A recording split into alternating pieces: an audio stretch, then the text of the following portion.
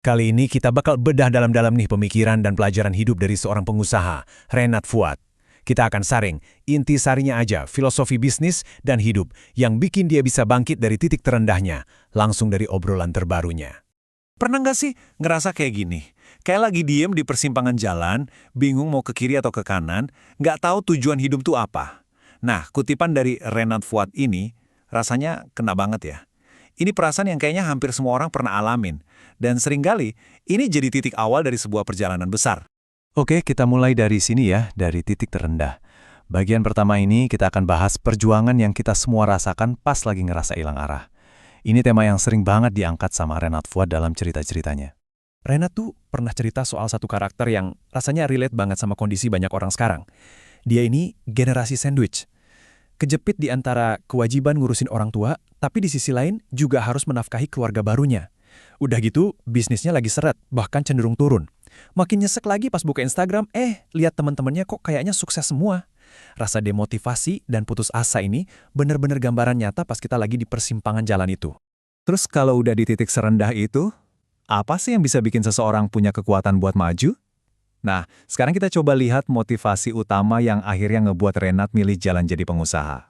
Kalimat ini jawaban Renat ke bosnya waktu dia mutusin buat resign. Luar biasa ya, ini nunjukin kalau tujuannya itu bukan cuma buat cari duit untuk keluarganya sendiri. Tapi ada keyakinan yang lebih dalam, yaitu buat buka lapangan kerja buat orang banyak. Tujuannya jauh, lebih besar dari dirinya sendiri. Tentu aja, perjalanan dengan niat semulia apapun pasti ada ujiannya. Nah, sekarang kita masuk ke bagian di mana krisis terbesar dalam hidup Renat datang. Momen di mana dunianya tuh rasanya jungkir balik. Pandemi, ini jadi turbulensi terbesar yang pernah dia hadapi. Bayangin, bisnis catering dan weddingnya yang hidupnya dari keramaian orang, tiba-tiba omsetnya anjlok lebih dari 90%. Padahal puluhan karyawan nasibnya bergantung ke dia, sementara pemasukan hampir nol. Tapi ya itu, kadang di tengah krisis paling gelap, justru disitulah benih sesuatu yang baru muncul, yang akhirnya dia sebut sebagai blessing in disguise.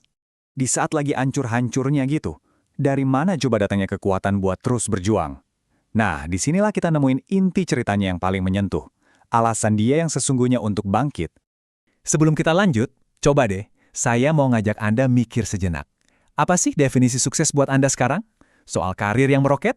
Punya banyak uang? Atau ada hal lain? Yuk sekarang kita lihat dari sudut pandang Renat. Dan disinilah perubahan cara pandangnya terjadi. Di tengah badai, Renat sadar, definisi sukses yang paling mulia, yang paling nyata buat dia, ternyata sesederhana kebahagiaan keluarganya. Ngelihat senyum di muka anak dan istrinya, itu jadi tujuan utama yang ngasih dia tenaga buat bangun tiap pagi. Ada satu momen yang dia ceritain, dan ini emosional banget, yaitu pas dia nganter anaknya ke sekolah. Sekolah yang dulu, pas dia lagi terpuruk-puruknya, nggak pernah kebayang sama sekali bisa dia bayar. Di dalam mobil, dia sama istrinya cuma tatap-tatapan terus nangis bahagia. Itu bukan sekedar tangisan haru loh, itu simbol kemenangan, simbol dari semua rasa sakit yang udah mereka lewatin bareng-bareng. Oke, dari semua cerita tadi, yuk kita masuk ke bagian terakhir buat gali lebih dalam lagi pelajaran praktis yang bisa kita ambil. Kali ini soal ego dan prinsip. Renat di sini ngegambarin bedanya ego sama percaya diri itu jelas banget. Ego itu kata dia cuma ilusi. Perasaan ngerasa lebih hebat dari kenyataan yang ujung-ujungnya bikin kita anti kritik dan seneng nyalahin orang lain. Nah, beda sama percaya diri. Percaya diri itu aset. Dibangunnya dari fakta, dari pengalaman, dan yang paling penting, dari kemauan buat ngakuin kesalahan dan belajar. Buat contoh percaya diri yang sehat, Renat ngambil contoh Cristiano Ronaldo. Dulu di awal karirnya, Ronaldo kan sering dikritik tuh. Katanya mainnya egois, maunya sendiri. Tapi apa yang dia lakuin? Dia nggak nolak kritik itu. Justru dia ubah gaya mainnya jadi lebih efektif buat tim. Dia terus adaptasi, terus belajar, terus ngukur kemampuannya. Dari pemain sayap yang jago gocek, jadi mesin gol yang mematikan. Nah, itu kekuatan percaya diri yang mau belajar. Sekarang kita bandingin sama Maradona dan Napoleon. Ego mereka bikin mereka ngerasa nggak terkalahkan.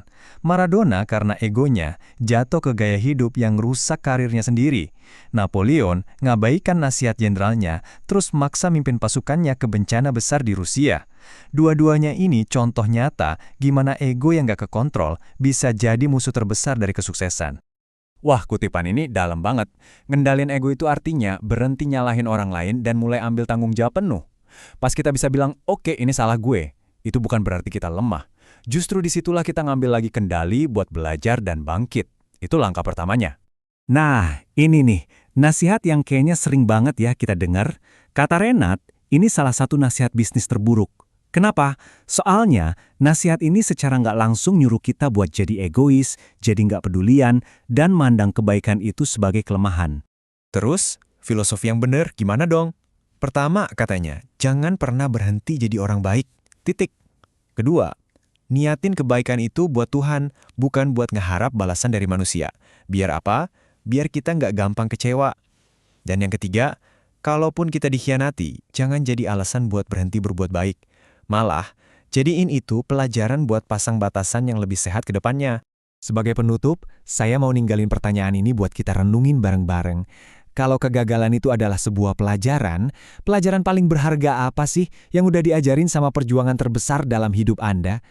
Mungkin, sama seperti Renat, justru disitulah letak pertumbuhan kita yang sesungguhnya.